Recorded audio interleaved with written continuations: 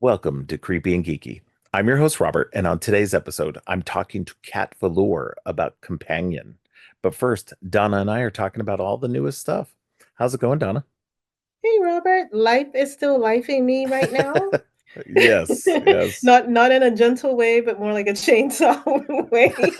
Um, Right. but I showed up and I am here. I'm so glad that you're Yay. going to be talking about Companion because I literally just watched that and I cannot wait to hear you guys go on about it. Yes, yeah. No, love that movie. It's a great conversation. And I'm glad you finally got to watch it. Yeah, So, me too. I yeah. don't know. Jack Quaid, man, he's not He going to stop is, working for a while because every time I turn around, no. he's in another movie and it's crazy. Yeah, yeah, definitely. Yeah, no, and he's really good.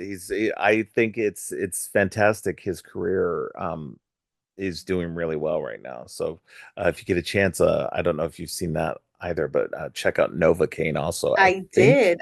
I did Okay. just watch that. Okay, okay, That's what I'm good. saying. I'm on a Quaid thing.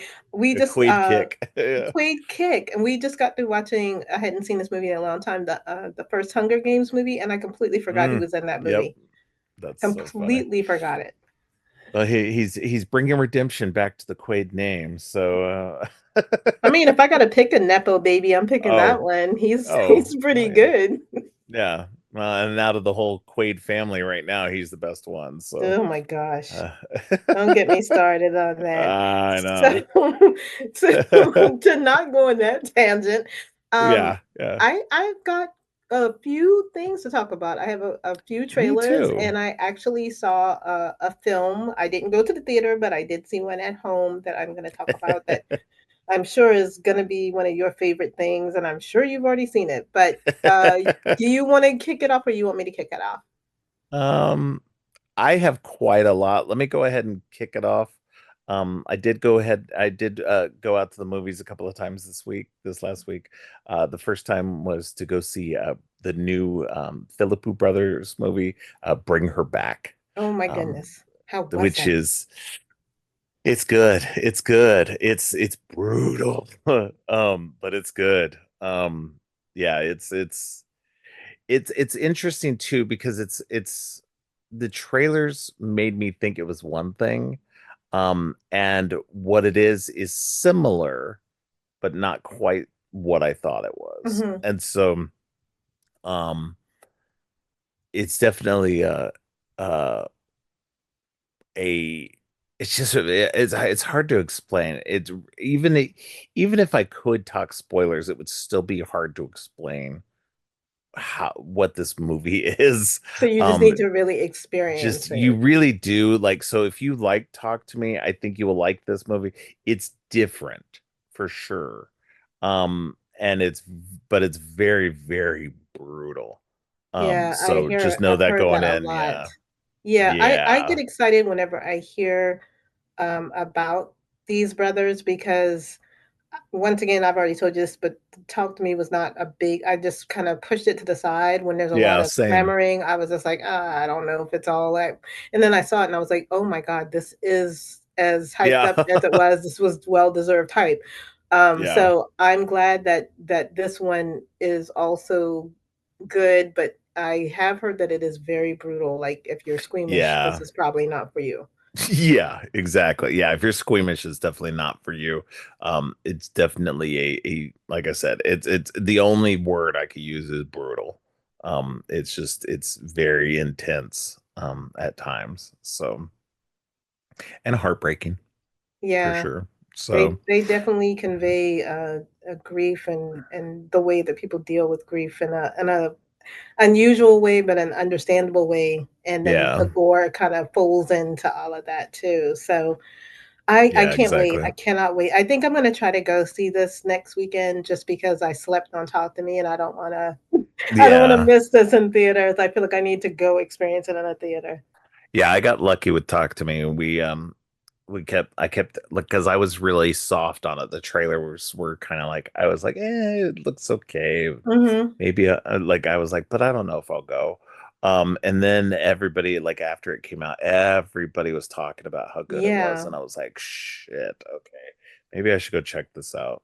and then we went, and it was a packed theater.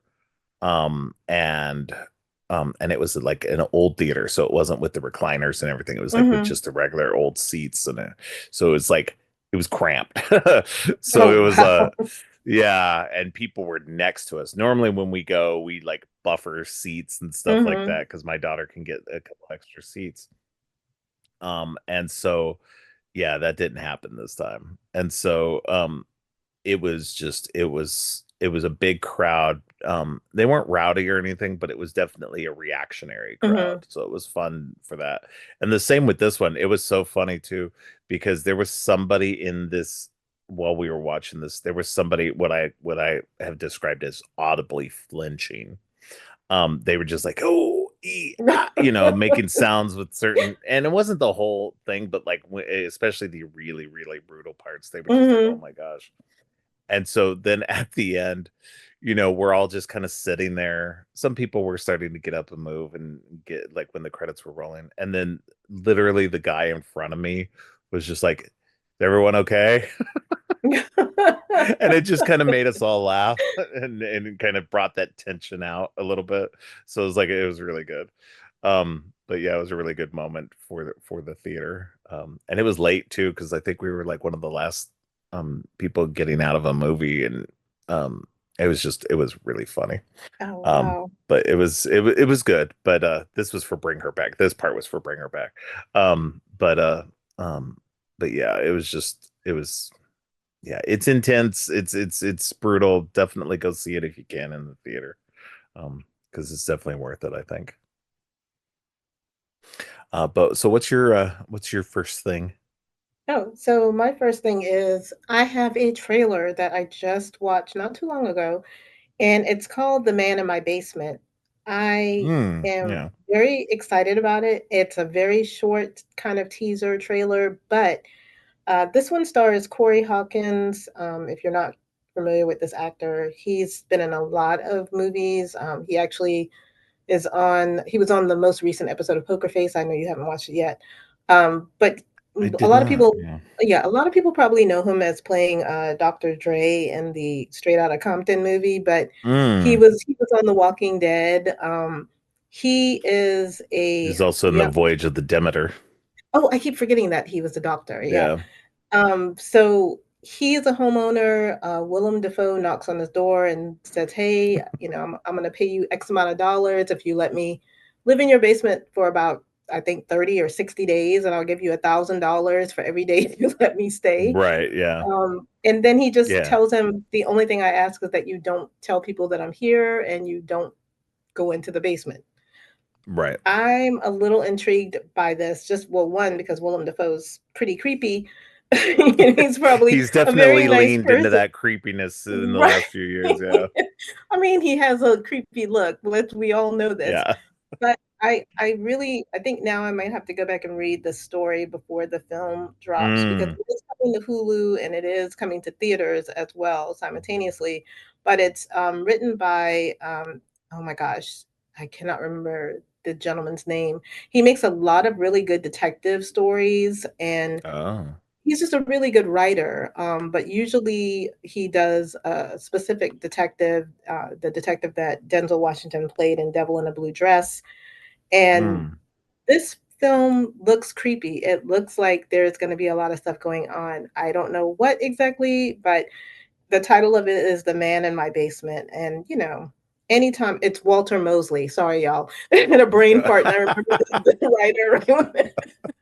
But when you watch this trailer, this gentleman, Corey Hawkins, he clearly needs money. He's trying to save this family home, and I can only imagine if there's gonna be some either occultist things or dastardly things going on in that basement, but that's one to look forward to, and, I am loving this wave of having prominent Black characters in scary movies that, Hmm. it's just it's something that I'm like, "Yes, let me see more of this," but now I Yeah. have to know what is going on in the basement, so I may have to read this book first. And Wait, we I've don't have noticed a date Hulu. for it. I noticed Uh, Hulu's been doing that a lot too with the, like protagonists, it's giving black protagonists, yeah. yeah. So I'm digging that on their choices on that stuff. So yeah, no, I saw this trailer too. It's not on my list, but I did see it. I thought it was interesting. I don't know if I'll watch it, but I'll wait to see what you say about it. And if you say it's good, then I'll give it a look. I mean, Um anytime a white European with some strange, maybe German accent wants to stay in a basement, I don't think that's a hard no for me. Yeah, But yeah. Oh, mo yeah. if you need money, sometimes people do what they gotta do. I I just don't mean, think I could 60 do it. day, $1,000 a day for 60 days. That's $60,000. I I I If the don't know. dude's not gonna wreck my house, then I don't care.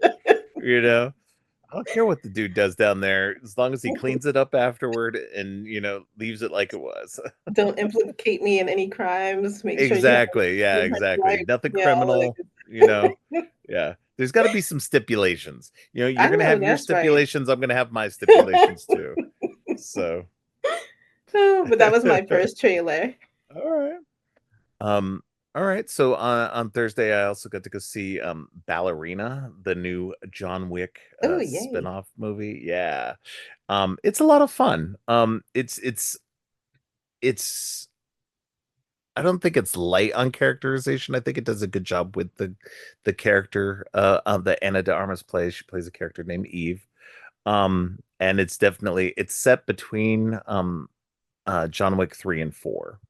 And so John Wick definitely plays a role in this. Mhm. Um, and you also get some of the other side characters. You get Winston, you get Charon, and Angelica Houston's character is in this a little bit more.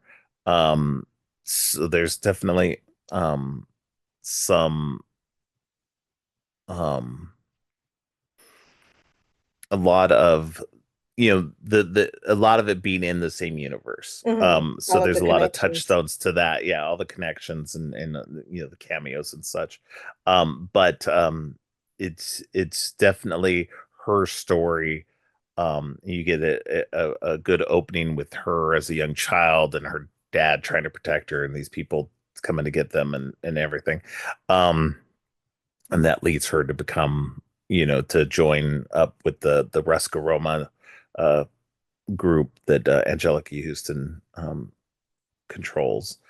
And so, and then she, when she's older and trained and everything like that, she wants her revenge.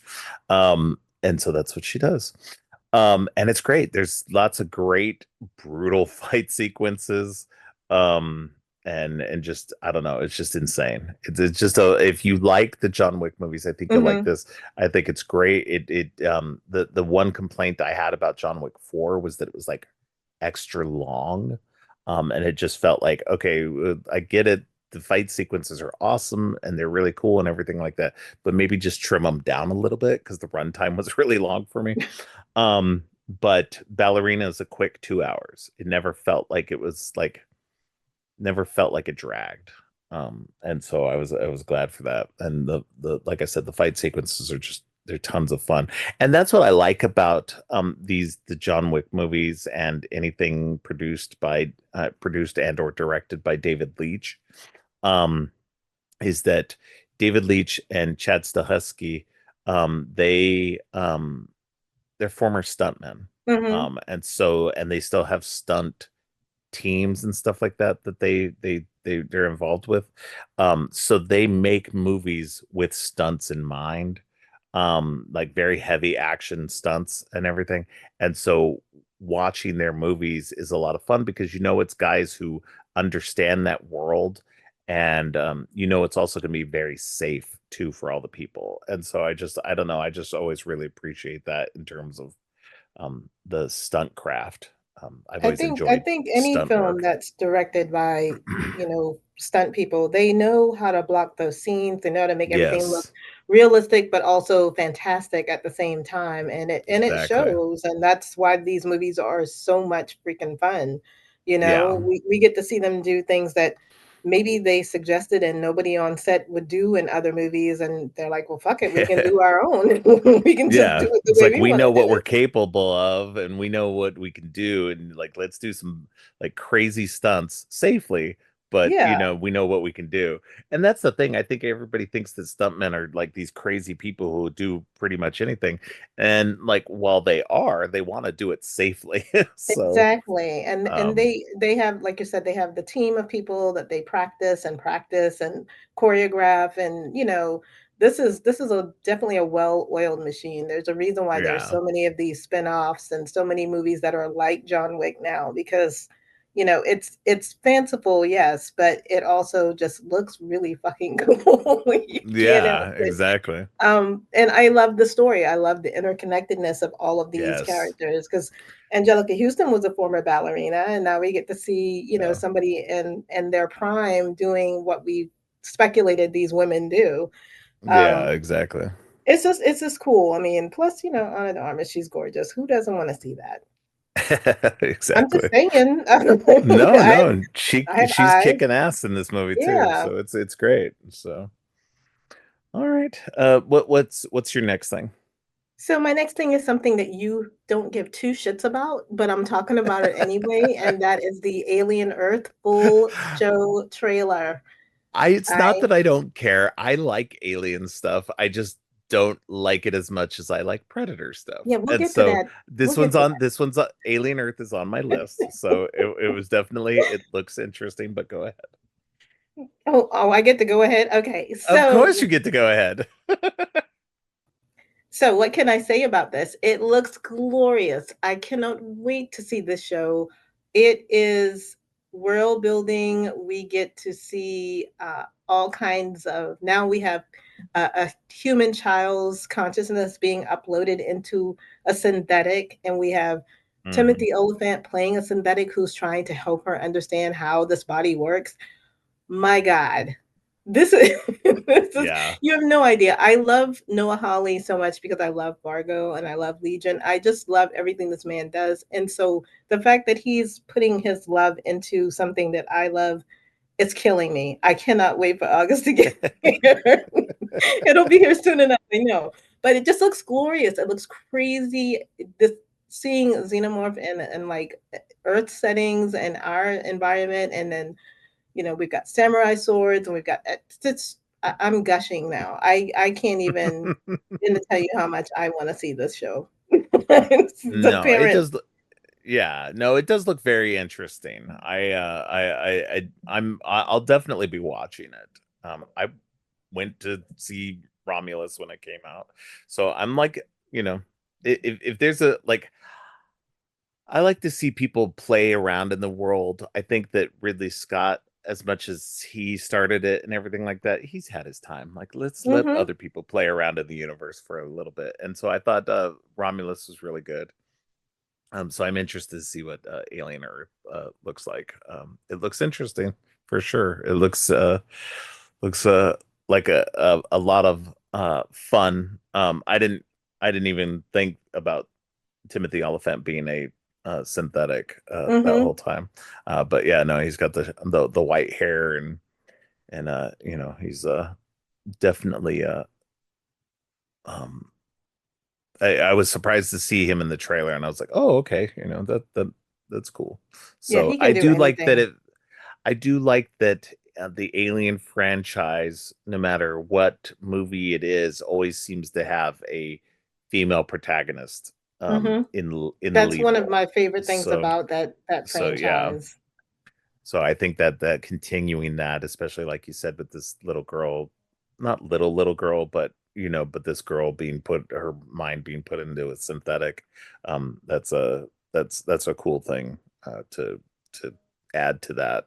So, and I know this one I think is set. I think this one's set before the events of Alien. I could be It wrong. is, I think. Yeah, no, because I think it's 2120. I don't remember Yeah, when the first Alien is, but that's way after that. So yes, it yeah. is, which is interesting. Yeah, so we already had contact with the xenomorphs on Earth before we ever had contact with them in And space. and So, I went and said it was interesting, but we had this conversation. My son and I are rabid Alien fans, and he said that makes perfect sense now that you think about it. Why Wayland Yutani was so Has gung ho been about it because they already yeah, knew about it. yeah, It makes my yeah, little sci-fi exactly. heart so happy. You have no idea. Oh my gosh, the conversations I have with my children, y'all would think, "What in the hell is Oh, going on in this house?" no, It's like, Harrison and I with anything Star Wars. It's like they're 3 hour long yeah, discussions we can't about help like the minutia ourselves. of Star Wars. Yeah. See, so we're Um, lucky, y'all that are yeah. listening. We're lucky that we have nerdy kids that we can talk Yeah. to about this. You know, nobody's gonna put us in the old folks' home because they'll just be like, "No, I know what she's talking about. She's not crazy. Xenomorphs is You're in a right. movie." Oh my gosh. Well, anyhow, I'm gonna let you go with the Yeah. next one because I'm sure you're gonna be talking about your favorite in a little Yes, bit. I am indeed. We're going to transition from aliens and we're going to go right into Predator. Oh my The gosh. Predator Killer of Killers came out this last week on Hulu. And oh my God, is it fantastic? I watched Um, it. I loved it. I'm like, so I when it came out, I thought when the trailers came out, I thought it was going to be like a TV series. I Mhm. For some reason I just had it in my head that each one of those time periods was going to be a TV series episode or something. Not even thinking it was like a movie at all. So then like just as it was just before it dropped, it was like yeah, the new movie is dropping this week. I was like, what? It's a movie. So I was like, okay, that's even better. That makes it a lot easier to watch. Mhm. And so yeah, it's man, it's we talked about the trailer previous on previous episodes Right. because I've been hyped for this because it looks really good. But yeah, each segment of this movie, there's a segment set in um the old Viking time period, then in feudal Japan, and then in World War II. And then there's a sequence at the end that I'm not going to get into. No. But yeah, it's just man, it is so cool being able to see like just expanding the universe. I think Dan Trachtenberg was the best person possible so far, obviously from just his past to He going knocked it from out the Prey, park. yeah, from going from Prey to Killer of Killers and now going to Badlands after this. I'm hyped for Badlands. Yeah, just let him do Um all of the Predator stuff from now on. Like, we don't need at anybody least else. executive produce so I that he's mean, like somewhat in charge of all this so that we can get somebody who obviously knows what the hell they're doing um and is going to shepherd it into a good place because I mean he's 2 for 2 right now. and this is I'm this is how you know that Trachtenberg, I didn't mean to cut you off. This is how you know Trachtenberg no. has such a love for the series because in Predator 2, that film, we get an old rifle, an old Mm-hmm. gun. And when I tell you, when I watched this and I saw that, I was like, holy shit. We should have always had Predator in a different time. We've said this, Mm-hmm. we've talked about this before. It just works because we always have somebody who's going to be the best of the best at what they do, be it a Viking queen or we've got samurai swordsmen, we've got a World War II pilot. All of these things, we could do this in any timeline and it would still be a great thing to watch. They're Yep. using their wits as well as their weapons. It's not always going to Exactly. be what you're That's expecting. that's always the best thing about it is that every time these predators have been beaten, it's because the human used their brains, not their brawn. Exactly. Or at least in combination with that. And so it's always been a good, like, it's always strategy has helped them more than anything else. And I love that just shows this that even against these super powerful alien entities, like that we can stop them. And I just yeah, it's a great series for that. That's what I love about the Predators is just like the xenomorphs. I think that's the difference between why I like the Predators more than the xenomorphs is the xenomorphs they are they just seem like animals. You know what I Mm-mm. mean? I No, know I they're not. I don't. know they're not. I know I they're not. They think too. They They think and strategize. They plan. strategize, Yeah. yes, but I get But it. I get what you're saying about it, though. I can see how that right. inches out for you. And My especially thing like in something like with aliens where it's like a horde of them and stuff like that, or even in Romulus and stuff like, you've got more of this horde like hive mind kind of situation, whereas the predators are just like one dude against like a whole bunch of people. But it's just I don't know. That's I don't know. There's always been something for me that's just kind of edged out Predator over Alien. And again, what I like Alien stuff. I just Predator will always be the top one for me. I can Go tell ahead, you sir. this was so much fun. I Oh, so fun. would love to see another, and I'm praying that that they're working on another film in this mode where we get to see Yeah. different warriors because I'm not gonna say it, but there was a spoiler at the end of this one, and I was like, hmm "Are you kidding me?" And No, all I could they're think of imp was, oh, go ahead. no, no, no, go ahead. I was just gonna say there was a spoiler character at the end, and all I could think of was if that person and that other person worked together, they would kill everybody in this place. Yeah. It was just such a nice touch on top of what we just witnessed. Um, Yeah. and trust me, when you watch this, you're not thinking it is an animated film, but you completely forget about that because you're immersed in trying to hmm see how these people are going to survive. And the storytelling is so good. Oh my gosh, I'm gushing again. Go ahead and say what you're going to Well, say. and I think that that's what makes it interesting too, is because with animation, they're going to be able to do things that they can't as Exactly. easily get away with in live action that wouldn't cost them a lot more money. And so, it definitely, I think the animation helped. And if they did more in this style, I'd be totally down for it. Um, I don't think that I wouldn't want to watch a ongoing cartoon like or ongoing animated series like this, but No. like a series of movies, animated movies would be totally okay. Especially if you did maybe you expanded out to a full length about one time period rather than Hmm. being anthological like this one was. Um, but yeah, no, you definitely have to watch this movie and keep watching. I mean, it's before the credits, so you're not going to miss anything. You don't have Yeah, to and stay there until is no after the end credits or anything. credit. But there Yeah, is there is nothing like there is but there's a moment, like she said, there's a moment at the end, but just before the credits roll, that is just it shakes. Um, not the foundation, but it definitely shakes up what we know about the predators and it sets up stuff for the future. and it also gets you And so excited for the Badlands. I yes, now I can't wait. I mean, I already couldn't wait, but now I'm like, okay, we got to get this going. I yeah, got to and it see comes out in more. November. It's like, it's like almost another half year away before we get that. So it's like, it's gonna take so long. But no, it's just this is fantastic. Check it out. It's on Hulu and Disney Plus with Hulu. So definitely check it out if you haven't had a chance to watch it yet. And if you liked Prey, you're definitely gonna like this one Hmm. as well. So um definitely. And I love the Predator universe, good and bad. I love it all. And I'm down for definitely more Dan Trachtenberg. Hopefully I'm sure he's gonna after these three movies, and apparently he made this one in secret, um, before they like just before like because that's when they dropped the thing. That's the first time anybody knew anything about it was he was making this literally in secret He while needs to keep making doing that. Badlands.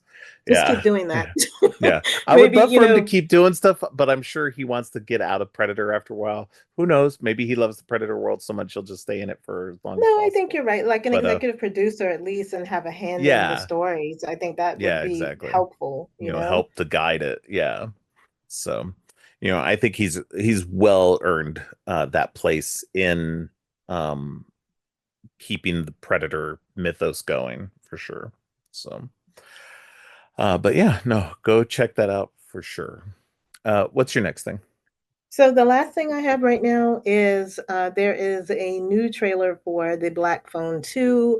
In hmm my opinion, it didn't need a sequel, but that's fine. I will roll with Yeah. it. I was wowed by the Black Phone. I loved the story. I read it over and over again, just because I'm a huge Joe Hill fan. And this looks good. I'm not gonna lie. I'm probably not gonna go to the theater because I didn't see the first one I saw during the pandemic, and I just watched it streaming at home. But I might because I do love both of the kids who play the lead characters, and it's interesting to see the grabber. If you haven't seen the first Black Phone, spoiler alert. I'm just gonna say it.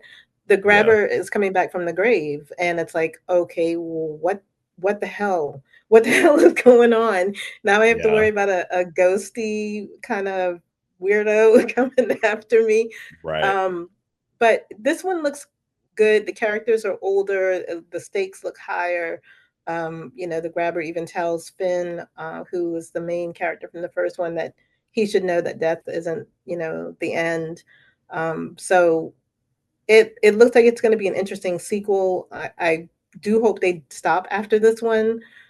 Just some movies, I just don't feel a need to have a sequel. I think The Black Phone told the story it needed to tell, and it was done. But, you Yeah. know, not gonna act like I'm not gonna watch this one because I am 100%. Yeah, I saw the first one in theater, and I enjoyed it more than I thought I would. Mhm, When because I like, saw the trailers and was just like, it looks fine, but and I'll say I didn't love it, but it definitely was better than I thought it would be. And so I am definitely interested to see what this one is, especially like you said, the kids are older, so but they're bringing them back, which is great. Um, and that dynamic between the two, the brother and the sister, was really good. mhm, So it'd be cool to see them do more with that. But yeah, it's uh, definitely interested. But yeah, I don't think they should continue doing it. I hopefully they end it with two and don't keep trying to do all that. I haven't read much Joe Hill. The only thing that I've read is actually just his comic book series that he did, Lock and Key, mhm. which I do love. I actually just recently got the whole series in the hardback collection for my library. But so, but beyond that, I haven't read much of his, but I've heard good things about his work. So, and so I do want to check out more of his stuff. But yeah, Black Phone 2 looks interesting, and I'll probably go see it. But I don't think that it I don't think it's a universe that needs more, like you said. It's Yeah. yeah, after the first one, I was fine with it being done. Black Phone 2 looks just interesting enough to be like, okay, fine, I can understand where you might want to make a sequel. Um, but yeah, beyond that, just no, I'm good. So um but yeah. All right. I got another trailer. Well, my first trailer of the conversation. And that's for the movie Ick, Ick, Ick. It's got Brandon Routh in it. And it looks very interesting. I there's a lot going on in it, but it looks like there's some kind of, I don't know if it's alien or what it is, but it's some kind of thing that creates like tendrils. Kind of reminded me of like the upside down, like the tendrils and that and stuff. Mhm. But From Stranger Things. Um, but it's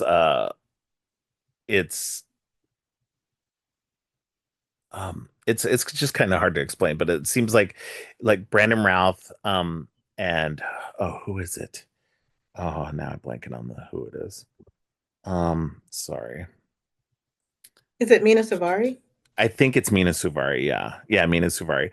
It looks like they were like high school sweethearts in the beginning, and then like they were like gonna plan to be like this like power couple because he was like um a high school quarterback or something like Of that, but then course. breaks his leg, and then he can't go on to do that, and then just becomes, I think he becomes a teacher. Um and then like now it's like current day, and like they have to stop this, you know, um whatever this alien species or whatever. Um, let's see. The IMDb explanations or the synopsis says science teacher Hank's life changes when he reconnects with his first love and suspects a new student is his daughter, all while facing an alien threat in their town. So that sounds a lot more interesting than the way I was trying to explain it. So, um, I'm gonna have to but yeah, check no, this out. the trailer looked interesting, and definitely looked fun. Had some good funny moments. Like so, it looks like a good horror comedy, and we all know I like that stuff. So, um, but yeah, no, definitely check it out. Brandon Routh, he's always great. I like him a lot. I've liked him since Superman Returns, Yeah, I but haven't he's really done a lot seen of him good in stuff. much. Yeah, he does stuff here and there. He's really leaned into the genre work. He was in the Arrowverse stuff for a while over on the CW, and so he's really leaned into a lot of that kind of I feel bad superhero that and other genre. nobody appreciated his Dylan dog. I actually like. I'm one of I haven't these people that seen like. that. Yeah, I need to watch that. So It's not I a heard it great was movie, good. but it's fun. Yeah, Yeah. yeah, exactly. All right. You said you didn't have anything else? No, that was it for me. Okay. I have one more thing. The final trailer for Megan 2.0 came out this last week as well. And I'm doing this series on AI horror. And the last episode that I'm doing of this is on the original Megan movie, which that episode will drop the day before Megan 2.0 comes out. Oh, I nice. didn't, don't remember planning it that way, but it was a nice bit of synchronicity. No, So Fate of the Gods made it that way. Fate of the there you go, Gods. exactly. So yeah, Megan 2.0 comes out at the end of this month. And it looks fun. I mean, if you like the first one, I think this one's going to be just as fun. It looks like it's going to be a lot of it is like an action horror more than anything, like a comedy action horror. So it's definitely straddling a bunch of genres, but it looks like it's going to be a lot of fun. It's right up my alley, so that works for me. So, but that's all I have for this week. Do you have anything coming out this week on your show? So, unfortunately, guys, no, I don't. I'm still taking Okay. a little bit of a hiatus, but I should be back in a couple more weeks. So, nothing from me. So you can go back and listen to the old ones if you Yeah, yeah, want to, definitely go. or Yeah, if come you and haven't listen to the checked out ones her I did show, over here yeah. with Robert. That's pretty much it. But yeah, no, definitely go check out her show. It's Donna the Dead, THA the Dead. And go check it out. She's got lots of stuff if you haven't. I mean, if you're listening to her here, you should have already been listening to her podcast. You should So have been, but you if should you have been, haven't, yeah. But shame if you on you. haven't, definitely go check it out. Um, because it's a lot of fun. But yeah, thank you again for coming on. It's always great having you here every week. Absolutely. So, and until next time, stay creepy.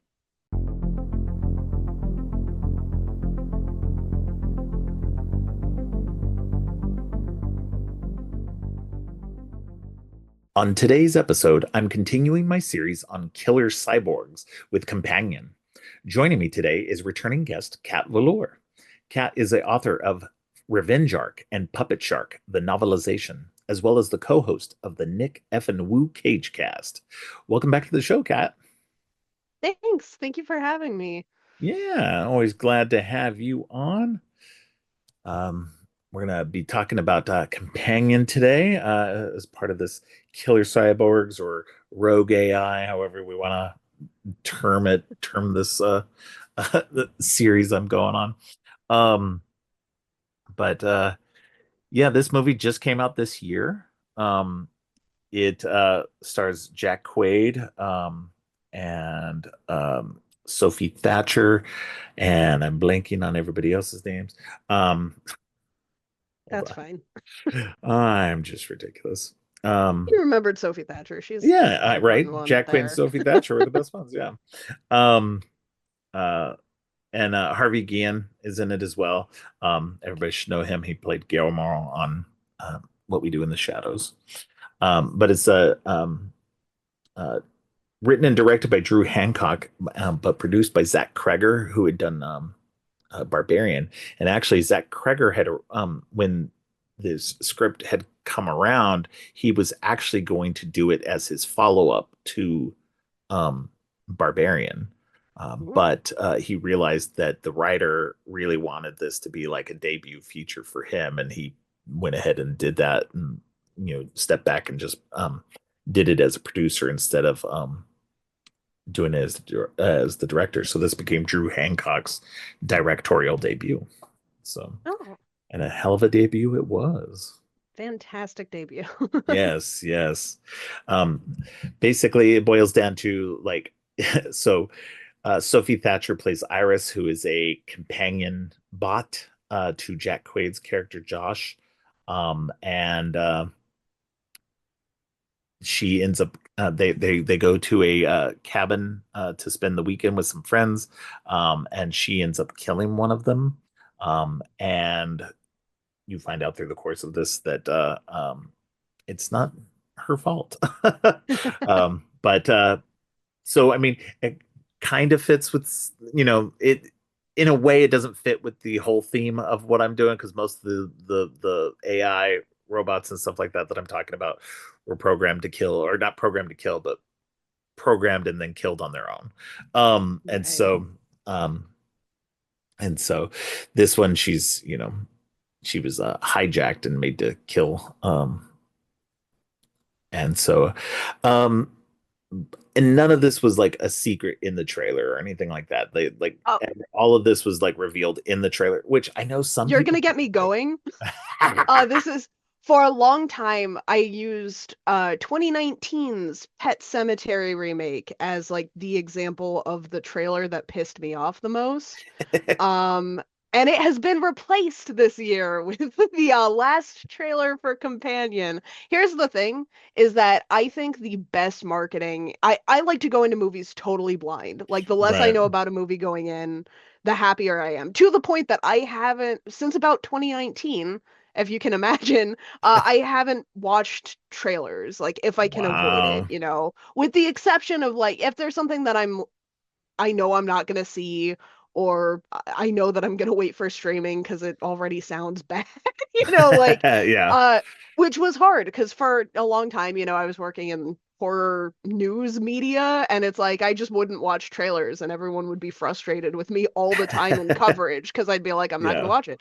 Um, One of the best, but like there are examples of movies that have had fantastic marketing for people like me that like to go into things completely blind. An example that I've been using recently is Longlegs, which I think just had the Mm, best marketing campaign of all time. yeah. But one of my favorite examples ever was Barbarian, which is Yeah. the marketing was too effective. I did not. This will haunt me for the rest of my life. I had the chance to go see Barbarian in theater and did not take it because the trailer looked so dumb. And it ended up being one of my favorite trailers of all time because like the fact that it did mislead you so much Hmm. is what made the Oh movie yeah. so impactful. I watched Barbarian the day that it hit streaming, and I was like mind blown. I was so happy. So when the teaser trailer for Companion dropped, I swear I'm focused. Um, Circling back around to Companion, when the trailer dropped for Companion, I think I was in the theater watching, I want to say Substance, because that's mostly what I did last year was sit around and watch The Substance in theaters. Um, I I mean, I was don't blame you. it's so good. That It was is. another movie that like the trailer didn't tell me anything. I saw Corley Yeah. Farge's name and I was like, I'm there. I showed up blind, mind totally blown. That's my favorite movie experience. And like, so I was watching the trailer and it was like from the makers of Barbarian, Companion. And I was like, I'm in, I'm fucking in. Like, I'm not Yeah. going to learn anything else about this movie. The Right. week before it came out, I was at, I don't even know what I was, probably The Substance. Yeah, This probably. The Substance got like that re-release in theater Right. for its Oscar campaign. It might genuinely have been The Substance, It but probably was. like this January, I was sitting in the theater watching a movie. I was watching something. Uh, oh, it might have been Nosferatu, actually, Yeah, yeah, yeah. because I went back to see that again. Anyway, I'm in the movie theater. I'm watching a movie. The trailer for Companion comes on, and me, like having seen the Companion trailer and trusting the marketing team behind Barbarian, I was like, I'm totally safe to see this. And then that fucking guy comes on, and he's like, "You jailbroke your sex bot," and I was like, "Twist ruined." I almost didn't go to Yeah, see it but in a like, theater because I was like, I know too much. I didn't want to yeah. know this much. I mean, but Um, obviously you enjoyed the movie though, because I so I enjoy I love the movie. yes. This might end up being my movie of the year. Oh, This interesting. year, which I really liked it. My first experience seeing this in a theater though, I almost didn't go. I already had tickets and I was so mad. I like didn't want to go. Um, the my first time watching this, I had the experience of because I had taken, I took my partner to see this, and he's like sitting there watching this. He had not seen the trailer. I like shut him off from all media like the week in between I saw the trailer and Right. he like went to see the movie. And I was like so mad at him. I was like, it was such an irrational anger. We're the only two people in this theater, and it's like I know the twist and he doesn't. And he's having Right. such a good time. And I'm like, I'm so mad. Oh I'm my so God. jealous. I wish I was there. I wish I were him. Like, and obviously, like, there's a point because it's revealed at like the a third of the way in, right? Yeah. That that's what's going on. And from that point forward, it was like, okay, I'm having a good time. Like I'm caught up. He's caught up. Like I Yeah. felt like we were on the same page, but like it did unironically bring down my experience seeing it for the first time. And I know I get hung up on stuff like that easier than anyone else. It's why I don't watch trailers usually, See, but I'm my not that God. person, man. I will watch trailers. I will watch trailers over and over and over again. Just because I know they're showing me stuff, and especially they'll show me stuff that's like in the late part of the movie too, that they probably shouldn't be showing. They shouldn't be But showing. but um but at the same time, like I don't know, it's just like it makes me more hyped for it, and I was like, I don't care. Like it's And he was I like, I enjoy it. So but there's like where he says go to sleep and we get to yeah. see her eyes for the first time. My Yeah. partner's like, whoa. And I was like, I want that moment. I was so mad. And then it was like, and then I was trying to explain that feeling to him on Yeah. the drive home, and he's like, he, he thought it was so funny. He's like, you took me to see this. Like, Yeah, yeah, you yeah. wouldn't It's let me your watch the fault. trailer. Yeah. Uh, it's like, it's because I wanted you to have a good time, but like, man. Now, I will say this. I will say this, going back to the marketing itself, whereas that second trailer, because that was the second trailer that really kind of spoiled the reveal. The Yeah. first trailer, the teaser trailer, fucking brilliant. So good. That was so fucking good.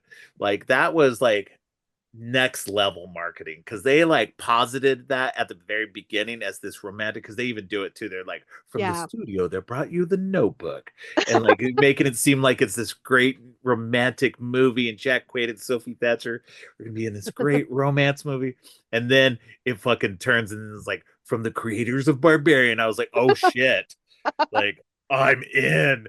Like and they showed just a few quick clips of stuff and then her fucking hand on Her fire. You're just arm like, on fire. what? I was like, oh my God. Sorry for the yelling, but but sorry to That the listeners for the yell. that's the kind of marketing that works No, on that was me. brilliant. Like That was I brilliant, and I agree. I think they tipped their hat a little too hard, yeah. with the second trailer. But I mean, it was kind of hard to. I think it was going to be hard for them to market the movie without the reveal, like because the reveal happens so early in the movie. Um, I that was kind of the thing that I don't want to say saved because I was yeah, obviously like it did not work for me, but it is the thing that made it Yeah. redeemable Yeah, for because you me still because it had is like, only like the 'cause- first third that feels ruined. yeah, yeah, exactly. It's this movie's only a little over an hour and a half long, and that happens like the bulk of what you see in that trailer happens in like the first 30 minutes. Yeah. And then there's a whole hour afterward that is like the rest of the movie that you're just like, oh, okay, we still got a lot more to go. Let's strap in now. And it definitely is a movie worth strapping in for because the it's just I don't know the story is just really really fun and great because it just turns that and you know what the interesting thing is like when watching it this second time and I noticed it the first time but I really saw the very big metaphor for abusive relationships.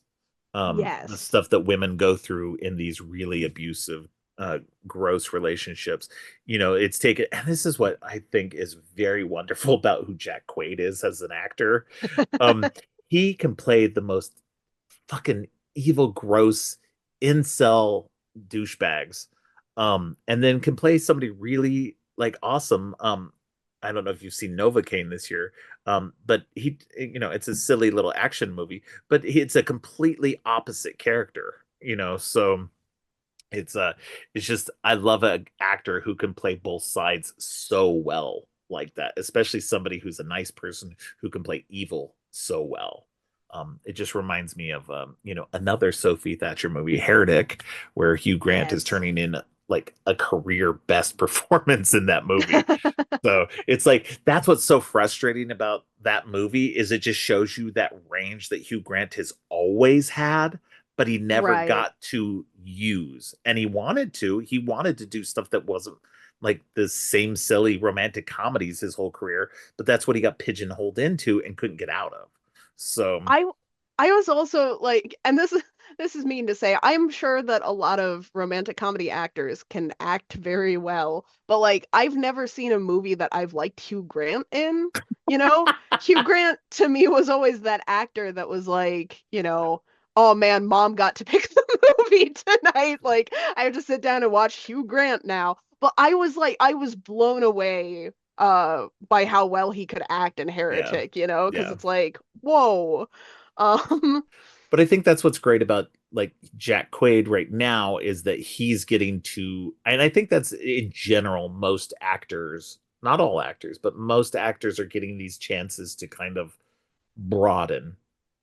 I, And, you know, a lot of the young actors anyway are really choosing projects that get them. Now, I'll say Sophie Thatcher, 100%, I'm okay with her staying in horror if I she was wants to gonna stay in say, horror. our Scream Queen, Sophie Thatcher. Yes, yes, because she is doing such wonderful work with this Heretic, She Yellow also has Jackets. pretty good range, though, I Yes, will she say. does. Like, even though I've only ever seen her in horror stuff, I don't know if she's done other stuff. But she's like, we're getting to see a lot of emotional range from her in different kinds of Yes, characters. And with companions specifically because I do know her primarily from Yellow Jackets, where yes, she is a lot more expressive and emotional and so it was really interesting to see her play a character she had to be more subtle to play Iris, but it's yes, still very impactful and like very well done. Her little expressions in this I think are yes. just incredible. She has that little eye quirk, like when they're sitting when she's handcuffed to the table, and he's like, "Some of the things you did today, I didn't think you were capable of." And she just looks, it's such like a tiny little smirk, but she Yeah, looks so smug. It's like, oh my right. God, I Yeah. love her. No, she's great. Yeah, no, she I know she's done a few other things. She's in a few episodes of the Book of Boba Fett. As like a punk like kid on the streets like type of thing. So that was a little bit of an odd out of horror-ish role for her. So yeah, no, she's like yeah, no, I agree with you. She's I think she's definitely I would love to see her stay in horror as much as she wants to. But I Yeah. would be perfectly fine with her doing other things. I think she's comfortable in horror, which is great. I think, you know, we need more. actresses like her to um I don't know, like not legitimize it, but just to give it that weight that Yeah. horror tends to get like dismissed so much. That I love when both actors and actresses will champion it. Will be like, Yes. this isn't just a a first movie for me or something I come back to slum into. Um, whenever I need it, whenever I need some quick cash. I love people who are legitimately um engaged in the genre and want to be there and enjoy doing that kind of work. That Yeah. is so fun for me, and it's the same with directors. Like it always frustrates me when I do hear some directors who are like, "Well, I'm only just doing horror until I can get something better," and it's like, "Well, Yeah. get out then." Like, Leave. like I like go do something else, and like it's kind of what I felt like with Wes Craven a little bit, like because I know he didn't want to do horror all the time. He did horror because he had to, and he did great at it. But I feel Yeah. like it was one of those things where like, but he was very hit or miss with it. He had when he hit big, Hmm. but when he missed, he also missed really big too.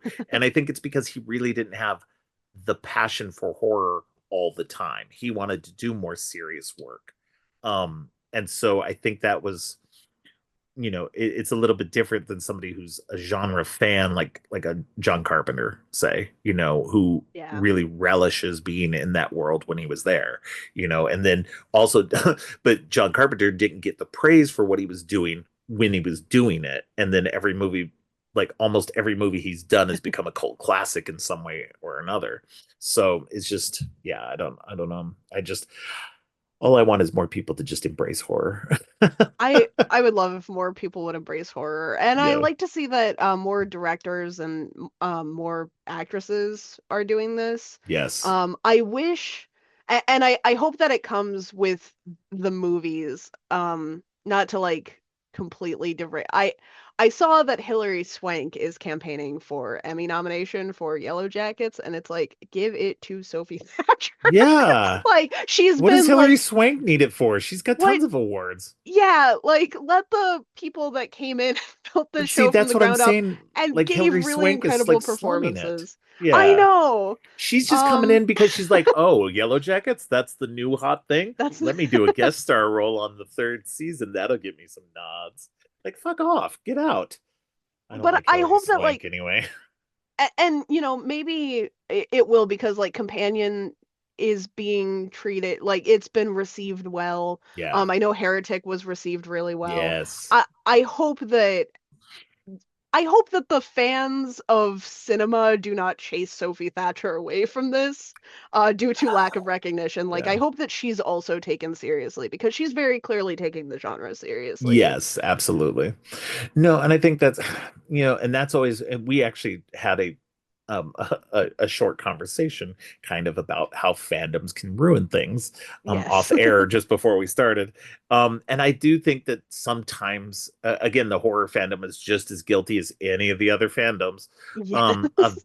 being toxic about stuff. So it's like, let's please not chase away the people who seem to really be enjoying the genre, of being a part of it, especially women who are being a part of it, because we Yeah. need more women in these roles. We need them in producing and directing as well. Yeah. So I think that's really integral to the genre for the future of it more than anything. Like, because I mean, look, we've got a century of men being in charge of this shit. Like, let's let women have some fun with it because I mean, look at what uh, um, Corley. I can't ever pronounce her last name. Oh, Um, Farge, Coralie yeah, Farge. Coralie She's Farge did with The Substance. I mean, that was an Academy Award nominated movie. I mean, yeah. it's fantastic. It's a great movie on its own, and like I'm still bummed that Demi Moore didn't get the award. I feel like she was insanely robbed of that. She Um, was. I'd Because like, yeah, I that was don't like, incredible. yeah, it was an incredible role, and I'm sorry, but Mikey Madison, she's got still years to show what kind of an actress she can be and to get nominated for future roles. I haven't seen Yeah. Nora. I don't know how good of a performance it is. I'm sure it is Oscar worthy. But Demi Moore put Yeah. on a career high performance. Like I've never seen her in something this good. And Right. I've watched plenty of her movies before, and she's done great work, but like this was on another level. And so, that's why I'm just like, I think Sophie Thatcher is right at that moment, right here, right now, where she could really do like she's already doing fantastic work. And I want to see her continue doing it in the horror Me genre. too. But I would really like to see horror kind of legitimized a little bit better. Um, Me too. that requires the fans not to be fucking weird, man. I just wish horror fans would be less weird You're right. sometimes. Like, look, I know we're all a little weird, and that's fine. We can all be a little weird, but like, rein it back just a little bit, people. Come Just on. a tiny bit. It's the Just reason why Star Wars and superhero movies don't get like the nods they should be getting too, you know? It's yeah. like, come on, man. Like, stop being weird. What were you gonna Um, say? Oh, no, just another thing that I wanted to bring up Yes. about Companion as a whole. I think that, and this might be more of a shift in genre as well. Companion, it's a very serious movie. It's got a lot of like very relevant, very timely themes. Yes. Um, very impactful. It's also very funny. And Hmm. I think um like to the point, I usually with my horror comedies, I like them to be, like more horror and then the comedy is kind of an afterthought. This felt a lot more seamless and I didn't mind it, which is huge praise from me Yes. because usually if I'm laughing too much in a movie, I'm like, hey, no, like I want to be scared first. But no, like this felt very seamless. I don't think any of the humor took away from any of the messaging, any of the suspense, I which I felt really all the humor appreciated. in it felt organic. Yes. Like it was more situational rather than jokey. And I Like, think that's really important. yeah. Because that is something that kind of gets me. Like, I don't like it when I feel like horror comedies are doing a bit, Right. or like when there are punchlines, because it takes me out of the horror. And this was like, it, they felt a lot more like stumbles and nitpicks and stuff that real people would make. Right. Um, which I really appreciated. I also, it's worth throwing out there, there has been maybe one comedy movie, one like straight comedy movie in the last like 10 years that that we're losing the comedy genre, but I really appreciate that horror movies are like stepping up to the plate recently. They're I like mean, somebody has to laugh. yeah, I would argue there's been some good funny comedies over the last few years, but I mean, to each their own. I think and it's the same. I think any movie is very subjective. Yeah, It's not everything's gonna work for everybody. There's right. things that I love that other people just do not like at all. And vice versa. I've gone on record for being very hot takey with some movies in the horror genre. And so Yeah. it's just, everybody that's what I love about it too, is like I'm glad we all have our different tastes and everything. So, but yeah, no, I think this does a very good job. I agree with you. I think it does a very good job at balancing that horror and the comedy. And like I mean, but it definitely, and I think that's what's really great because it doesn't necessarily, to me, this doesn't come off as a horror comedy. This feels like a horror movie with the comedic beats built in organically to kind of relieve that like tension. Yeah, which Um, I think worked a lot better than I don't want to say like all horror comedies, but it's a tough line to walk when that's the genre that you're going for. I right. actually um another recent movie, The Monkey. Mm. I had the time of my life in that Oh, I theater. It was love such that a movie. good theater Yeah. experience. It was such a fun movie, but That like I movie's got out of intentionally it funny in a and lot I of ways. laughed like that was my big complaint about it. Was one of the big reasons why like even though I was I had so much fun and so much more fun than I was expecting to have coming out of that movie. I was still like at the end, my biggest complaint was like I laughed too hard because it was doing like bits and it didn't feel as serious, you know? To me, Um, but see, to me, that's not a horror movie. It's a black comedy that has horror overtones to it. I think that's the difference. That one is intentionally black comedy.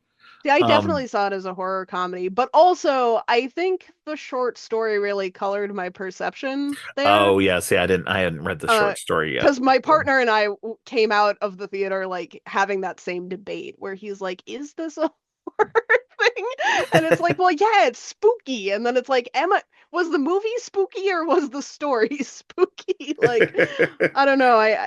They're very different, but I still kind of had that tough time separating them in my Right. head, you know? But like, and it's another reason why I think it's really important that to have like original horror stories.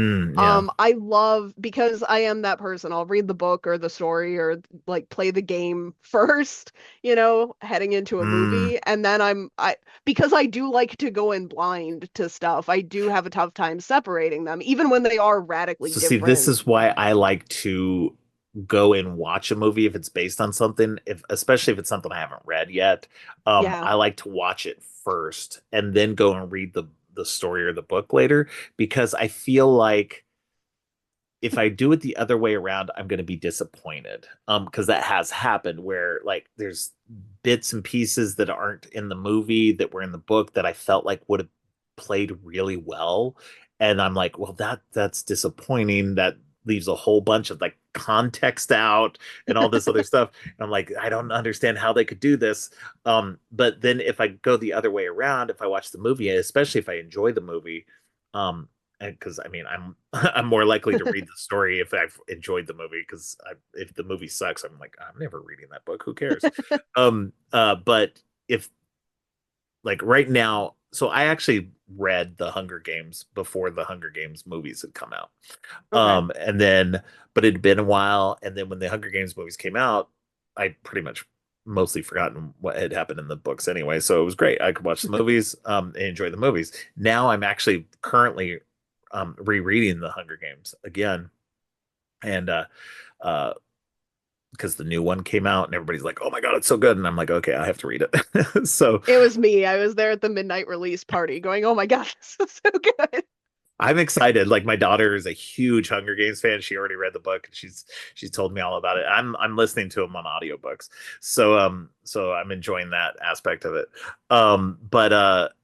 But yeah, no, it's like I'm now going through it and I'm like, this does kind of like it's great because the books give you so much more depth and like Yeah. more material in there. The movies are still great and I still like those, but the books are obviously better because they give you more of what was in there that they couldn't put in there.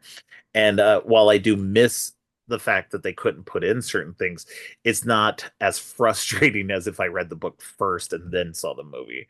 I Because that was will. kind of like the Harry Potter movies. I read the books before the movies came out, and then I was Sure. always disappointed. The movies are still good, or were good, and they were still good at the time. But I was always missing things that they could have put into the movies, and so I was like, why couldn't they have done that or this thing? And so I was always judging it based on that. So The the trick to enjoying the Harry Potter movies was to be a young girl that had a crush on Daniel Radcliffe. oh, that's what it was. Okay, That's what sorry. I was happened. a grown man who, didn't have a crush on anybody. So yeah, that made sense. I No, I because loved the Harry Potter books what's and the my movies until I didn't. Um, you one of know, my other big one of my less cancelable takes that's also an equivalent of that. One of my favorite like all-time books is Horns by Joe Hill. yeah. And the movie is not the same, but it does also have Daniel Radcliffe in it, and that went a long way to making me feel better about the There you movie. go. I mean, that works, right? Yeah. You Um, can tell how much I want to like how much I'm willing to participate in actively liking a film by like whether or if not I Daniel read the Radcliffe book is in it. first. Oh no, well that too. It smooths a lot of stuff over. No, because like I sometimes I'll see a trailer and you know it'll be like based on the book. And if I've really liked the trailer, every now and then I'll be like, well, I can read the book later. Yeah. Because I'm the same. I'm more inclined to like something if I don't know what I'm going into. I think a really Yeah. good example is like Poor Things. I loved the movie Hmm. Poor I Things, love the and I movie. think it's Yeah. because I didn't read the book first. I I think I would have liked the movie better anyway, though, just because like the book is framed in a weird way. Okay. But I I've I don't had that know. happen too, where I've watched a movie and then I've read the book, and the book was just like very dissatisfying because sure, it was the same story, but it was like either framed differently or done in such a weird way that I was just like, oh, yeah, this doesn't work as well for me. I'm Yeah, like, yeah, it's weird, yeah. right? Like the framing makes a big difference. Yeah. So like Um, this is a weird example too is like I love the movie The Running Man, the 80s movie with mm, Schwarzenegger. It's based on a Stephen King novel that he wrote under the pen name yeah, of Richard Bachman. And so it's a movie that is great. It's a lot of fun. It's barely like the book at all. yeah. And so I didn't know that. And then I went to I when I was younger, I finally got a chance to read the book. I read the story, and I really enjoyed the story as well. Even though it is very different from what was on screen. And now this year, we are finally getting an adaptation of the actual book story by Edgar Wright. So I'm excited for that. So, um, but yeah, it's just um, that was an interesting aspect of like going in to go see a movie and enjoying the book later. And that was kind of Yeah, where I formed that opinion. It was like really kind of early on because I was like, I don't think I would have liked it as much. I don't think either the movie, like, I possibly wouldn't have liked the movie as much if I had read the book, or maybe I would have liked the movie more than the book, depending on, because sometimes that happens as well. Um, but yeah, the no, so go the ahead. worst scenario, and I'm going to be very careful not to talk about the thing that this is Okay. for spoiler reasons. But I will say, I do think the worst of both things is like when you have a big issue with the original media, and then you're Hmm. like, but that's because it needs to be a screen adaptation, and then you watch the screen adaptation, and you're like, well, I don't like that for different reasons. They screwed that one up too. Yeah, yeah, I've seen that too. Yeah. Um, yeah, I think that's what's interesting about like with what they do with the MCU. Whereas, they will take a storyline that's like, with Captain America Civil War, that was a storyline that was ripped from the comic books, but they had to change it to kind of fit in the framework of the MCU because it wouldn't work exactly the same. And they've kind of had to do that with every movie. Every movie has little touches of things that are in the comic books without being direct literal translations because I don't think a lot of it would work as literal translations. And so you like that was something I made sure that like I got rid of in my mind as like a big comic book fan. I was like, look, they're not going to ever be able to do a literal translation of any comic book movie, really, barring Right. Sin City is like the rare one thing they've ever done that was like literally page to screen. Um, but it's but I think that's the kind of thing you have to keep in mind when watching any kind of adaptation. I don't know even how we got onto this because we're not even talking about a movie that's an adaptation. Um, No. but yeah, it's you just have to keep that in mind. But getting back to Companion. Eh, Companion, just kind of to round off that conversation though, I it's nice to see that there are not that Companion was like the first one, but even like a handful of years ago, I feel like we weren't getting horror movie like big studio horror movies that were written originally for screen. Like it's really Yes. nice to see. I There are a lot of adaptations that I have really liked. Yes. I don't want to like some people demonize adaptations in the same way that they do like sequels and remakes, and I think that's a little bit silly because it is Yeah. an adaptation, it's a new art form, as long as it's not, like the 8,000th, like adaptation of this of something that we've had several Yeah. times Yeah. over. I think it's like a new I don't mind it, but it is still nice to see that people are doing like more original horror screenplays. I Oh think yeah. Companion has been one of my among my favorite in least in the last several years.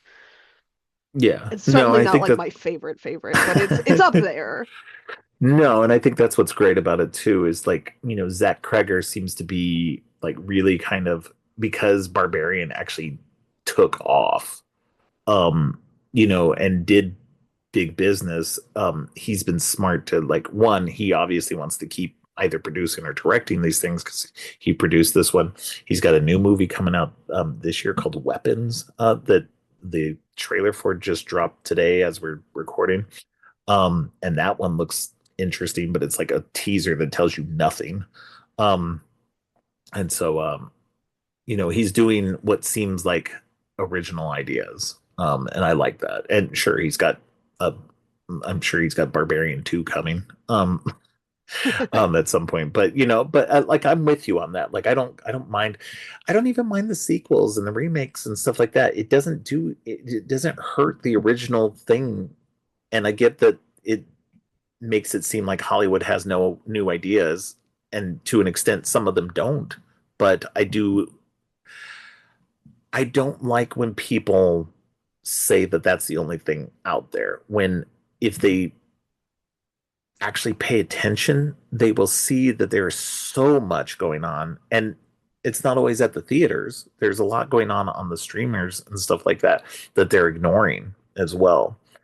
And so I think that that does a disservice to horror and other genres as well. That there's a lot of good quality content out there that people are just ignoring, and they are also choosing to watch, the next Ryan Reynolds or Dwayne Johnson movie and everything. I'm not immune. I like those. I like both those guys. I'll watch their movies, um, but I don't like that argument that there's nothing original because there is, and there's tons of original stuff coming to theaters. Hell, this last weekend, as we're recording, Sinners just hit and Sinners is doing had great.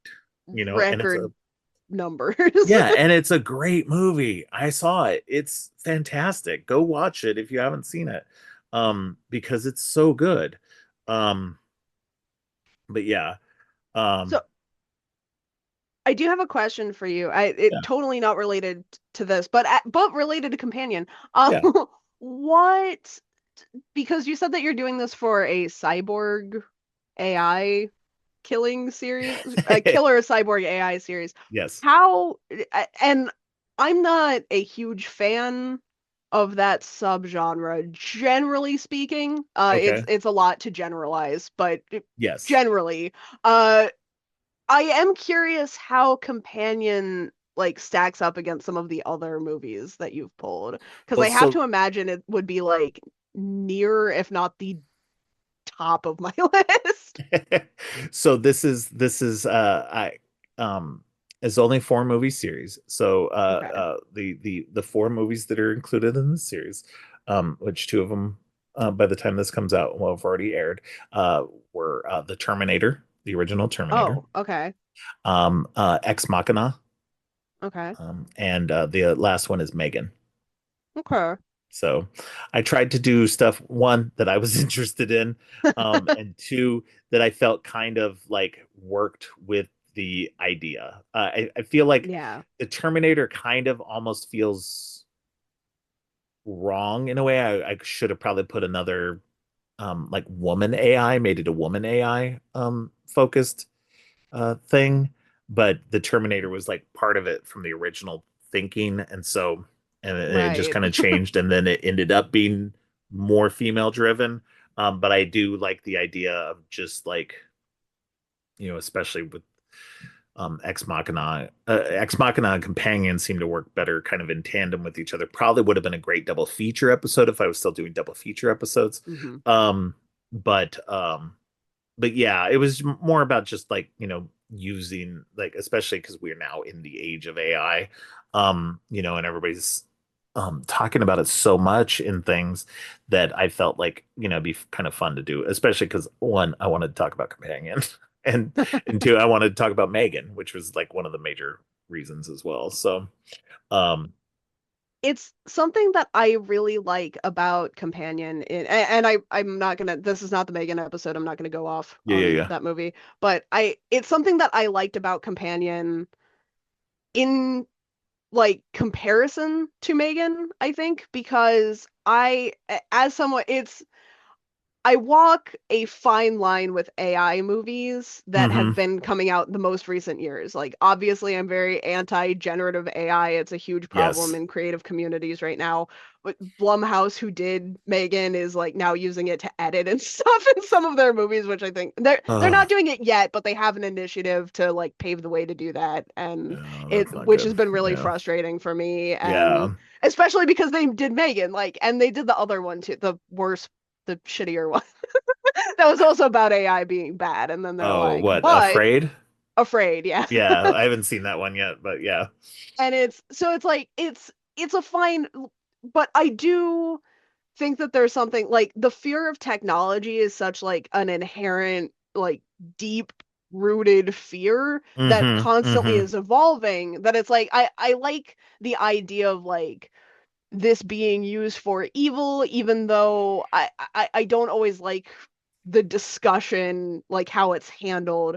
With Megan, I felt a little bit, and this is again the toxic fandom thing. Like, I'm not going Right. to talk about the director's intention with what Megan Right. is, but it's become a very like Megan's a really popular character and there's merchandise and there are cosplays. There's the team of dancing Megans Yeah. at Halloween Horror Nights. Like it has become very much a, if you're a fan of the movie, you're a fan of Megan, who it was like a critique of it.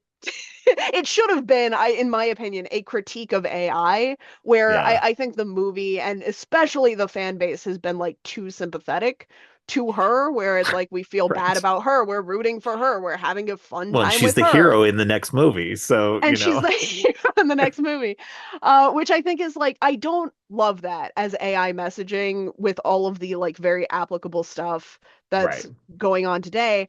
What I do really like, and it was something in that week after I saw the trailer and before I got to see Companion, where I was like debating whether or not I wanted to see it. I was really worried about what that messaging was going to be, especially because the last AI movie that I had seen was Megan, which I don't think hit that mark for me. Um, what I really love about Companion is that it's like it is an AI movie. It does utilize a lot of that smart technology fear, but instead of having it be a parallel with like generative AI, which is a story that I think is important but often handled really poorly, it does make it kind of an allegory for abusive relationships and like the non-personhood like Yes. aspect of like some of the modern male mentalities, which I thought was really like it it's the only movie I can think of off the top of my head where I'm like rooting for the AI and it's not making Right. me feel like a terrible person, you know, Right, like right. um and I think Iris in that regard is just, she's a very interesting character. It's a very it's like a very excellent use of some of those tropes, I think. Yes. Um because it puts the like which I think is I it's interesting. Megan deals with some of these same themes where it's like, is Megan really to blame or is it the people that made her? Woo. But it's like in this one, it really is like, is Iris in the wrong or is it the society that has the need for Iris? You know, like Yeah. I that's a much more interesting question for me. And I liked seeing it. I think they did a really good job in what could have been a very dicey space. Yeah. No, I agree with you. I think that's what makes Companion really compelling, um and fascinating. Not only just the, like you said, with the obvious role that she plays in terms of being a, companion to somebody like Josh, the character of Josh, and what that means, and in terms of so much of that. That incel kind of like toxic masculinity, this need, because they even say in the movie too, like sometimes they see these, like these people will like use them for target practice and all these other Yeah. things. It's like they're literally using these robots as human substitutes because they can't do the heinous things that they want to do to somebody who's real. So Which these I companions are like gross substitutes for their, now, and don't get me wrong, in a way that's good, but in a way that's bad. You know what I mean? So it's like at least they're not doing it to humans, I guess. So it's as just, like a yeah. as a moral quandary, Yes. I really, so I'm usually that person that's like, because I just for a long time I have wanted a standalone good horror movie, and I feel like every time I get one, it gets I feel like I never like the sequels as much. I feel like I'm always Right. increasingly underwhelmed. Ready or Not 2 is very popular today, and I'm like, oh no, Yes. I'm because that was like excited. I a love the great first movie. But standalone again, movie, this is where it but doesn't take, this is what I was saying earlier about remakes and sequels and stuff, like it doesn't take away from Ready or Not. You it could, does if for me Ready, a little bit. I okay, not well, you're Ready or just Not weird. specifically. Yeah. But like it's weird because like the longer you go on having a successful franchise, the higher the stakes feel. When I used to go on when it was my job to go defend Saw on podcasts, I was like I was that person that was like the worst Saw movie is still better than like the worst Friday the 13th movie or the the worst, Final Destination or whatever. And then Spiral happened and it's like, well now I can't fucking make that argument anymore. Uh so like I there's always there's brand allegiance that, dies out eventually when you get tired of a thing. Yeah. And it makes it a little bit more high stakes to like continue a franchise. I'm never the person that's like, I want to see more of this if I really like it. I'm always the person that's like, that was a perfect standalone thing, and I hope it stays that way. Right. Because like I'd rather imagine the questions.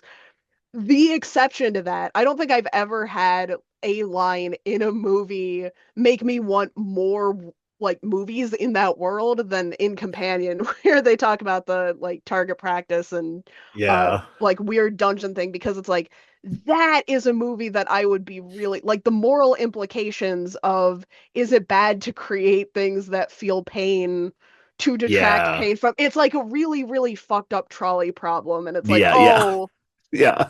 I want that movie so bad. It's Yeah. on the other side of that, it's a little bit frustrating.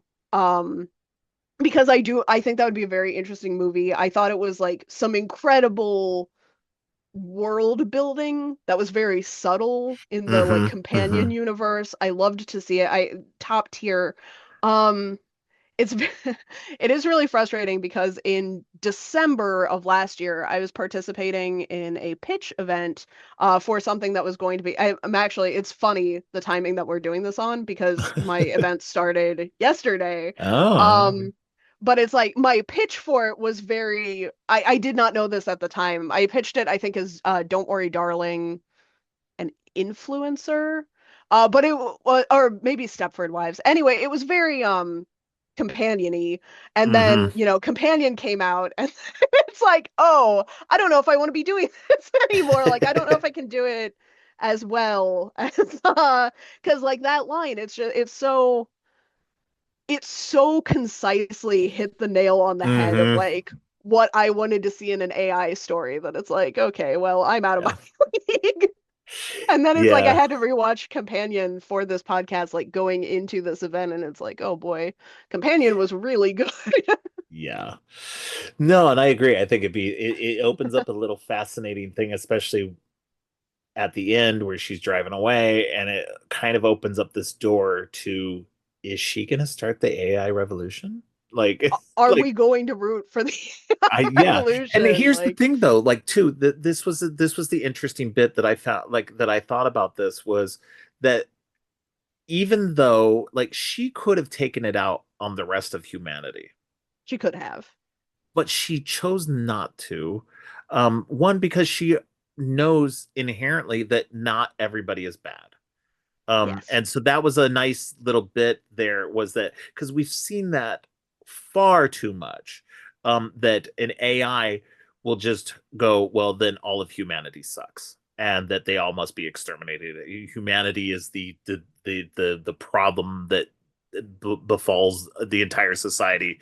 That it's this is the ultimate problem. We need to get rid of humanity.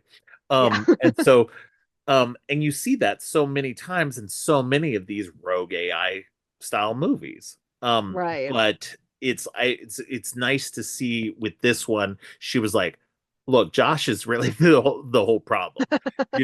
He's the only one I really got to take out in this scenario. Beyond that, we'll see what happens. But it was nice to see, and sure, I suspect that in a possible future of this series or whatever, she could easily become like this leader of a person trying to jailbreak other companion bots. But at the same time, like maybe she'll just she's got $12 million. She can go live her life now and go do her own thing. What Go find her humanity. So who knows? But I like that, that she made that distinction and wasn't like, because she didn't kill the one dude, she was like, hey, I need your help, and just chose to get the help and didn't like kill him in the process and everything. So it was just, I don't know, it was that was really cool. And she was able to talk Patrick down, and instead of taking him on or whatever. So there was like a lot of that was interesting in that way, that um it wasn't the typical. I also really liked, because you mentioned that other like AI stories tend to have that thing where it's like humanity is either like the downfall of where it's like the humans Yeah. need to go, and then either the movie kind of agrees or Yeah. strongly disagrees with that, right? Like the movie's clearly on a side. I also, and it overlaps a little bit with my need for just very bleak endings to films, where I'm like, humanity is the problem. Yeah. Like Yeah. the fucking cabin in the woods thing, right? Where it's like, maybe we are bad. Right. Maybe we shouldn't be doing this anymore. But what I do love about Companion is that it came out at a point in American history where I think we all kind of are feeling like humans are the problem. And it's such a nice Yeah. subversion of like what I was expecting. It was like weirdly optimistic, where it's like, oh, Yeah. maybe just that human's the problem. Well, and I think that's ultimately what's nice about this movie, is that it really does kind of point that out, that like, yes, there's a lot of humans that are the problem. But Yeah. it's not all of them. We honestly don't deserve to all be wiped away from the earth, because some of the people who are loud and vocal are shitty people.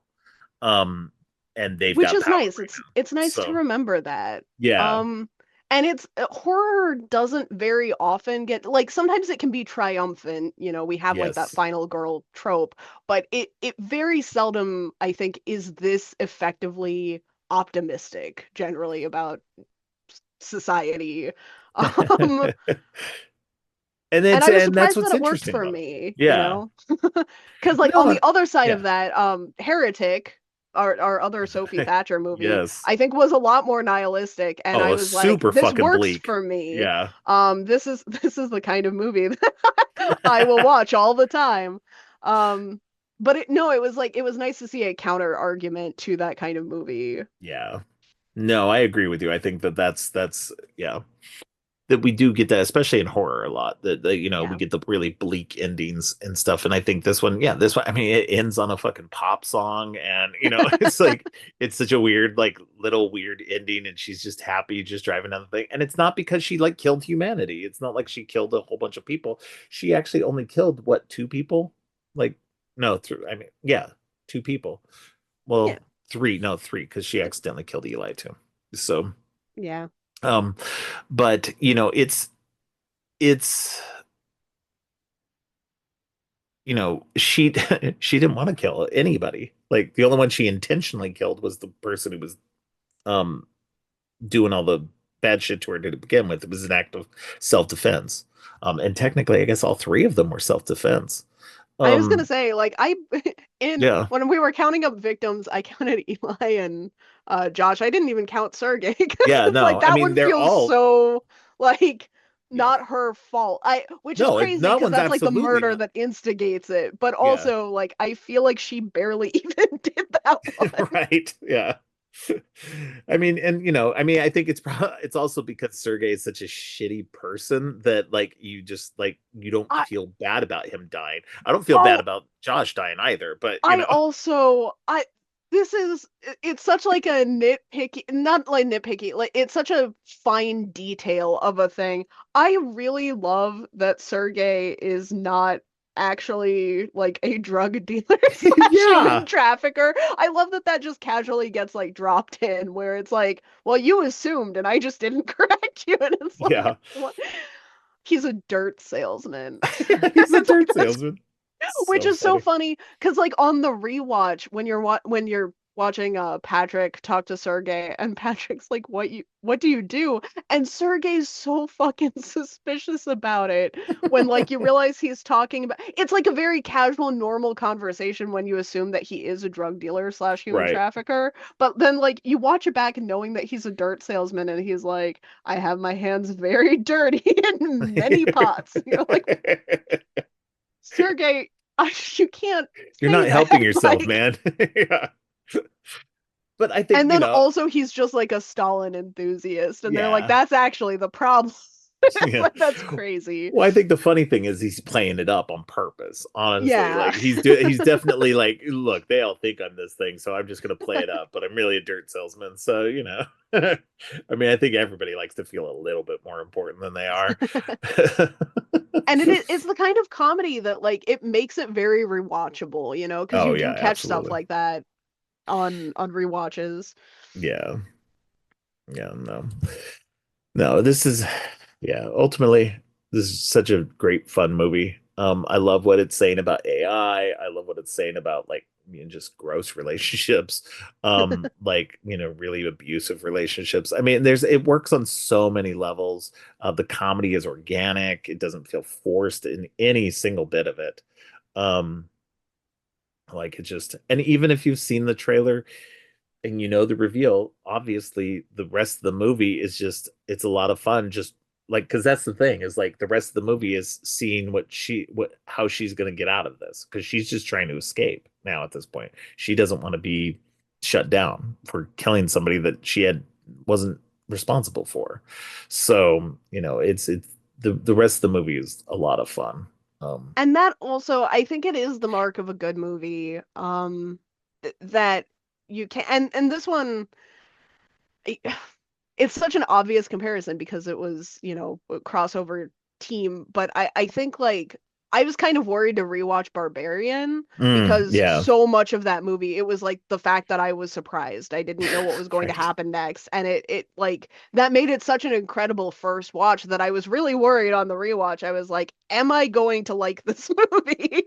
uh, but I did, it's Good, like it's good. still very funny, it's still very natural. The scare factor still really worked for me where it's like Yeah. it's still pretty upsetting at a lot of points.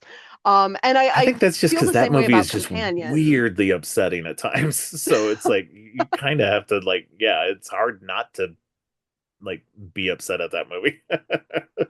And for the most part, I think Companion is probably more lighthearted generally, but I will Yeah. say, and again, it's that one line, it's the target practice line, but that was a moment where I was like, I can feel that this was like the barbarian people, because it did just kind of sneak up on you, And there were a couple. The cinematography in Companion was also very good.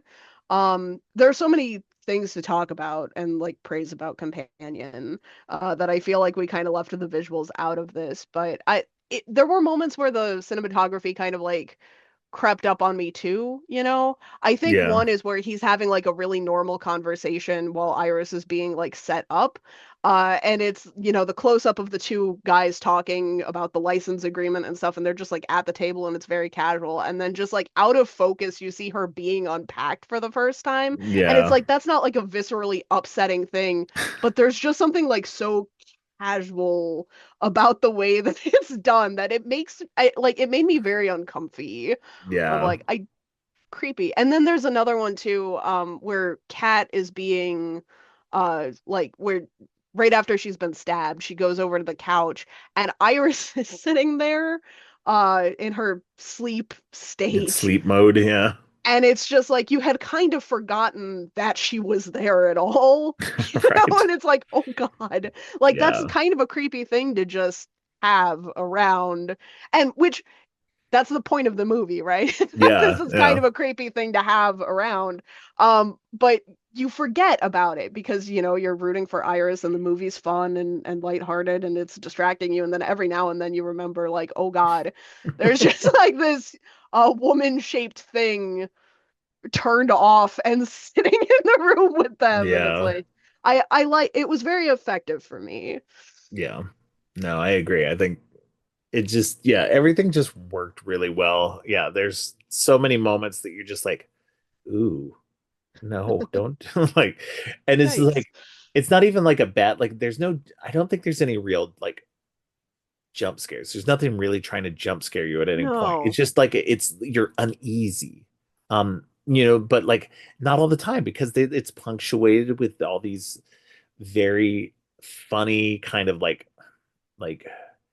not surreal, but definitely like, off kilter moments that make you laugh. Yeah. Because, they're just because it's a very abnormal situation. Not just because she's, a robot, but just because of the situation in general.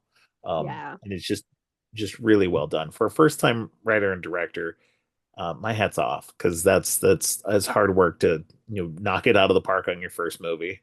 Yeah. It's gonna be tough to to come up with a sophomore movie that's gonna be as good as that. So, I hope that it continues in oh this yeah. direction though. I will say I have kind of a soft spot, and maybe this is why I do like standalone horror movies so much. I have a soft spot for those like kind of rough around the edges first cracks at things, Hmm. you know? Yeah. So I hope that we get to see more and that it Right. continues going in like new creative directions. Yeah, I would like that's the thing. Like, I don't want. I'm hoping Zach Cregger's not really doing a Barbarian 2. I don't know if he is. He I might. hope He not. might be, but I hope he's not doing that. I think I, Barbarian is great on its own. I hope they never do a companion 2. It would just be better if they didn't. I think yeah. they're great as just awesome one-offs. And that's all you need. So, um, but yeah. Um, is there anything that we didn't mention that you wanted to talk about? Um, I last tip of the hat to the I this is like it's such a niche pet peeve that I have in other movies. Megan again. I'm once again thinking about Megan. I don't love it when they go really far out of their way to be like, here's why we named the robot this thing. Right. But my favorite example of it ever is just the Goo Goo Dolls in the background right before she's set up, and I'm like, oh, that's good. I love that a lot, actually. Um, that appeals to my 90s sensibilities. That's I was like, funny. this is so good. And I was like, it was the perfect experience also because I was with someone that does not know the titles of songs. So Hmm. I got to explain it. I got to feel very smart, like coming out of the theater. I was like, I'm a genius. Um, no, but like that was good. That was like it was a fun little Easter egg. And I liked it. I think I know what you're talking about, but let me look it up. I think I saw it on like the Google. Yeah, the song Iris. Yeah. Yeah. Yeah. So yeah. And I also like it's good. It first of all, it's good because it's not really in your face Yeah. when it explains something, but it's also really good because I think it's like good Josh characterization in a way where it's like he really wasn't thinking about this too hard. Yeah. Like, you know, Well, it's even on another meta level too, because it was in the movie City of City Angels, of which starred Angels. Meg Ryan, who is Jack Yeah. Quaid's mother. So it's like there's just like this extra meta level to it that adds to it. That's just hilarious. It's really good. Yeah. I did think it was funny. There was another little kind of Easter eggy type of thing. The Patrick, which is the other companion bot that's in the movie, he is named Patrick after Robert Patrick, who played the T-1000 in Terminator 2. And so whenever he's in the policeman uniform at the end of the movie, it's kind of a nod to that. Oh, So that's fun. I didn't yeah, catch the police that I wondered if that was where he was like where they got the name from. yeah, But I didn't fully connect that yeah. circle. Yeah, and then there's her pulling off her synthetic skin at the end is like a nod to T2 also, where like the T-800 does the same thing. The Arnold Schwarzenegger does the same thing where he degloves his hand. So yeah, no, it's a interesting little nods to the Terminator franchise in there. Yeah. So I dig that as a big Terminator fan, and obviously Sophie Thatcher's outfit, like in the grocery store, was supposed to be like the Stepford Wives. So Yeah. so little nods like that, little movie nods were great. I love that. So It's good. yeah, and it's like without it being like super obvious too, like little things that did like they're sure you could take it as that, you might not, for people who know, it's really great. So Which is and again, it's a really tough line to walk, you know? yeah. There were like just a lot of difficult options that were taken in this movie that I think were all executed really well. Yeah, no, it's fantastic, fantastic movie. And if you haven't seen it yet, it is now available on Max as of the time of this recording. Hopefully, it's still available. It should be, Hopefully. because it's a Warner Brothers movie. So I imagine that since the Warner Brothers owns Max, then it should still be there. So yeah, check it out if you haven't seen it. And if you got this far into it and we've spoiled a whole bunch for you, that's on you because That's this on is a you, spoiler yeah. filled podcast. I So like I'm a very anti-spoiler person, but yeah, I don't listen to I would never have yeah, listened to an episode called Companion before I saw this right, movie. right, I there exactly. are times too where it's like even knowing who I am as a person, if I get too curious about something and I watch it and then I'm like disappointed, it's like, well, that is on me. Like you Yeah, have to yeah. own it. Yeah, yeah. No, I've done that too. Like there's been a few things where I've watched, like I've heard about a spoiler or something like that because I was just like, okay, what is this weird thing? And I'm like, all right, yep, that's on me.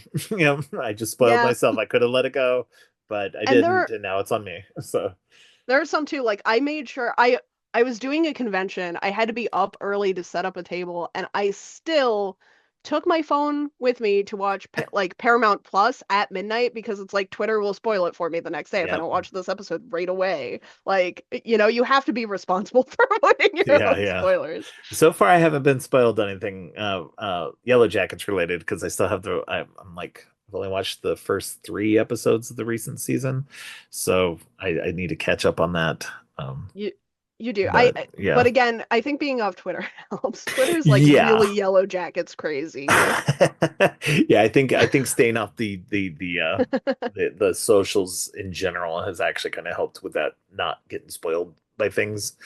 So but I'm still there once in a while. If somebody wants to talk to me, they can message me or at me.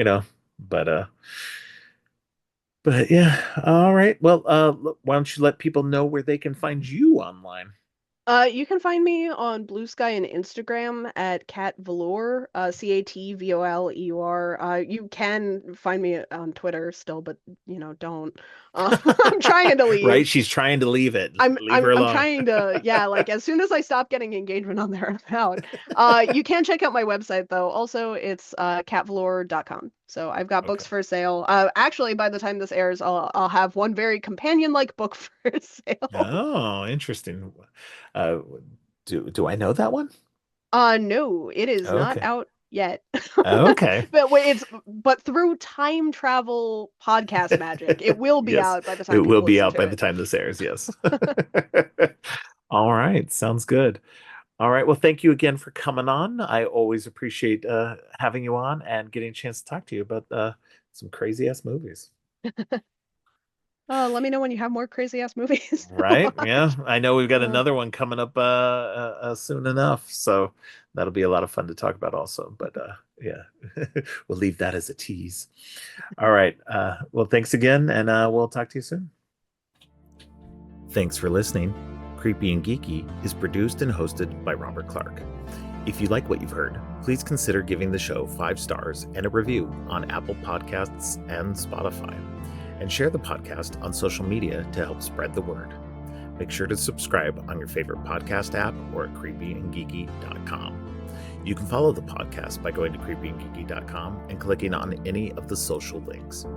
If you'd like to follow me, you can find my links at geekthulu.com.